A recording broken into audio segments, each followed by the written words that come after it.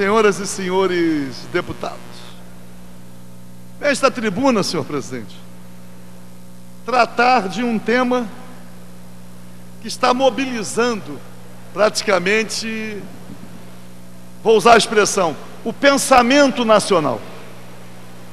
A chamada crise entre os poderes, depois que o poder legislativo, o Congresso Nacional, resolveu apreciar uma emenda constitucional que alcança as atribuições do Supremo Tribunal Federal. Paralelamente, um ministro, Gilmar Mendes, através de uma liminar, determina a paralisação do processo legislativo. Esta é a base do conflito. É claro que há uma questão paralela, tratando das normas que regem a criação de partidos políticos. Não as normas que regem, mas os direitos conferidos aos partidos políticos em relação ao fundo partidário, em relação ao tempo de televisão.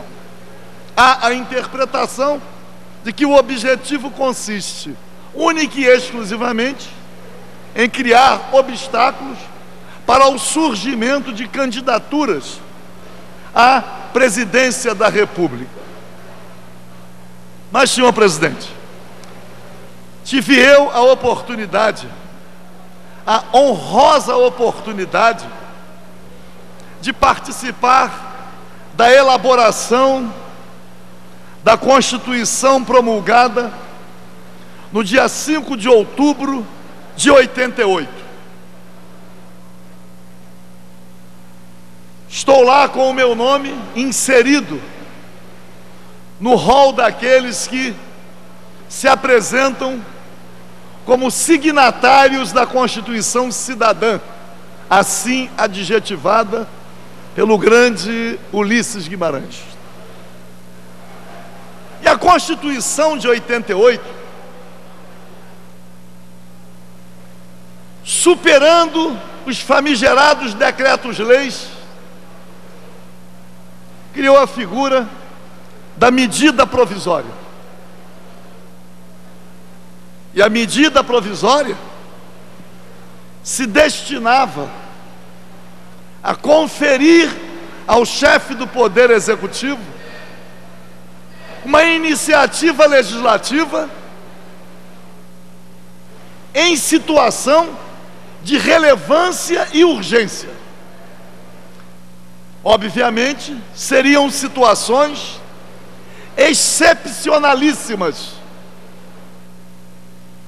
E a decisão do Executivo passaria imediatamente a vigorar, tendo o Congresso Nacional um prazo para conferir permanência àquela norma editada pelo Poder Executivo e, em caso de revogação, também criar normas destinadas à administração das consequências.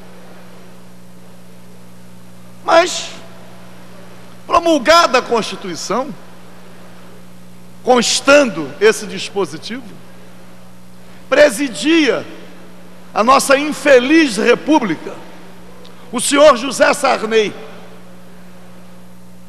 que sequer deveria ter sido presidente da República, porque assumiu na condição de vice, quando o presidente, mesmo eleito indiretamente, Tancredo Neves, não havia tomado posse.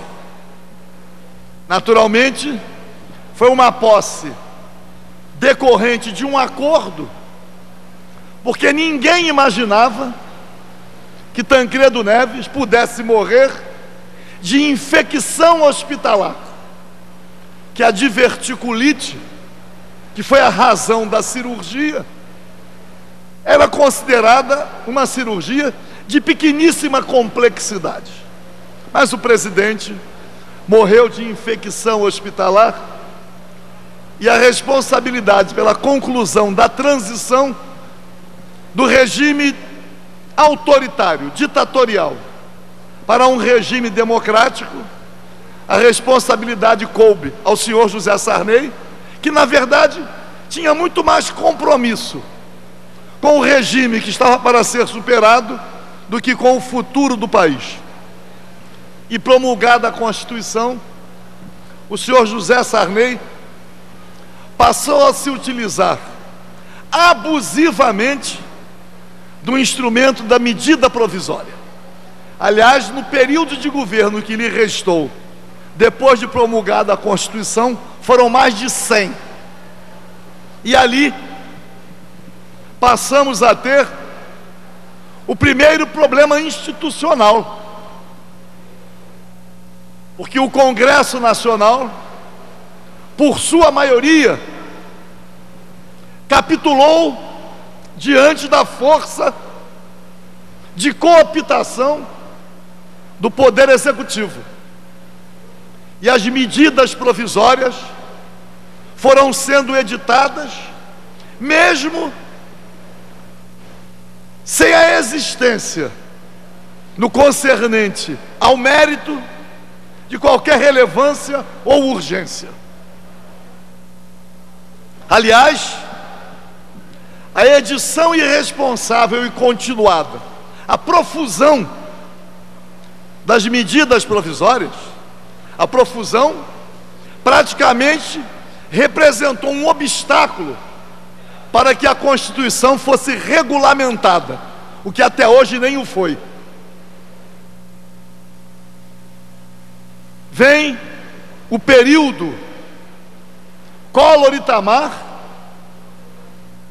e também abusivamente as medidas provisórias continuaram a ser editadas e a maioria no Congresso Nacional também capitulando, admitindo como relevante e urgente iniciativas as mais irrelevantes e sem qualquer urgência. Mais uma vez o Congresso Nacional capitulou. É claro que no período Itamar Franco houve a tentativa de revisão constitucional, já que a Constituição completara 5 anos de vigência em 1993, 5 de outubro de 93. Mas a verdadeira resistência democrática impediu que a Constituição fosse revista ou fosse modificada. Felizmente, para este parlamentar que ocupa a tribuna, ainda estava lá participando dessa resistência. Mas, em 94, foi eleito presidente da República o senhor Fernando Henrique Cardoso, que além da utilização abusiva de medidas provisórias, ainda promoveu um verdadeiro estupro na ordem econômica da Constituição, com a capitulação do Congresso Nacional, que não tinha poderes constituintes. Havia o entendimento de que emenda constitucional deveria ser esporádica, mas não. O senhor Fernando Henrique Cardoso, no primeiro ano de governo, acabou com todos os monopólios: o monopólio estatal do petróleo, o monopólio das comunicações, acabou com a nacionalização do subsolo, e não houve nenhuma manifestação contrária dos mais expressivos meios de comunicação, nenhuma, que havia o entendimento de que a partir de 5 de outubro de 93 a Constituição poderia ser revisada, desde que obedecendo a exigência inserida no texto: 3/5 em 2 votações na Câmara e em 2 votações no Senado. De lá para cá, além das privatizações que acabaram com a soberania nacional, além da venda da Vale do Rio Doce, além da edição continuada de medidas provisórias, já houve a modificação da Constituição por mais de 100 emendas constitucionais. E aquilo que é remanescente da Constituição de 88 também não foi regulamentado. Agora, senhor presidente, quando há uma iniciativa de rever as atribuições do Supremo Tribunal Federal, e eu nem estou dizendo que concordo com o mérito. Para concluir, deputado. É competência do Congresso Nacional rever a Constituição, com 3/5, no mínimo, favoráveis, em 2 votações na Câmara e em 2 votações no Senado. Não se trata de crise, nem de invasão de competência. Pode haver a interpretação de que é revanchismo por causa do processo do mensalão, seja lá o que for, mas é competência sim do Congresso Nacional. Não é competência de um ministro do Supremo interromper o processo legislativo. Isto é uma intervenção em outro poder. Não pode. Então, senhor presidente, eu aqui nesta casa vivi uma experiência que não chegou a ter nenhuma repercussão nos meios de comunicação. Aprovei nesta casa um projeto de lei tombando a APA Marapendi. Lá um milagre da natureza que vem sendo ocupado pela especulação imobiliária. Principalmente o trecho entre o mar e a lagoa, da Barra ao Recreio. Esta casa aprovou, só para dar um exemplo de intervenção.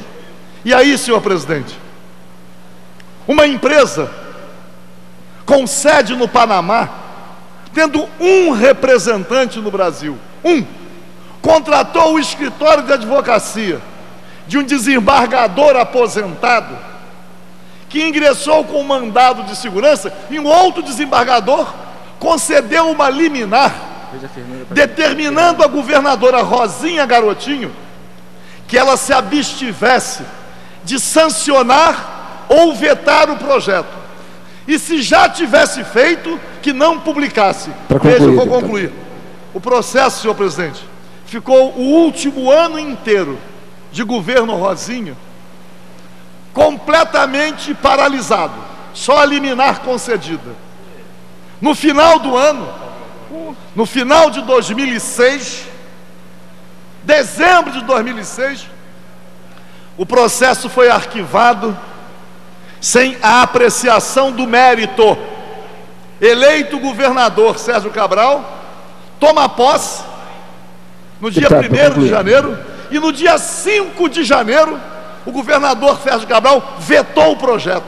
Então, senhor presidente, estou vindo a esta tribuna e peço a vossa excelência para transcrever nos anais desta casa artigo publicado hoje no jornal O Globo, de autoria do nosso Marcelo Cerqueira, ex-deputado federal, grande, renomado advogado, chegou a ser procurador desta casa, e ele chama ao bom combate. A bem da verdade, já vivemos uma crise institucional há muito tempo, pelo uso abusivo das medidas provisórias.